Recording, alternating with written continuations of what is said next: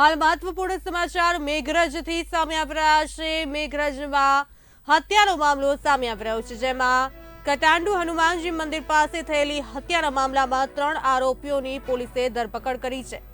આરોપીઓને police medical checkup કરાવી કોર્ટમાં રજૂ કર્યા છે। મેઘરજ કોર્ટે આરોપીઓના 4 દિવસના રિમાન્ડ મંજૂર કર્યા છે।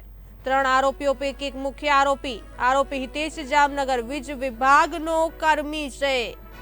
મેઘરજના કટાંડુ હનુમાનજી મંદિર પાસે થયેલી હત્યાનો મામલો સામે આવી રહ્યો છે।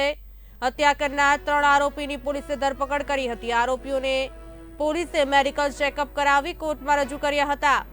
મેઘરજ કોર્ટે આરોપીઓના 4 દિવસના રિમાન્ડ મંજૂર કર્યા છે। 3 આરોપીઓ પકડાયા છે, તેમાંથી એક મુખ્ય આરોપી છે। આરોપી હિતેશ જામનગર વીજ વિભાગનો કર્મી છે।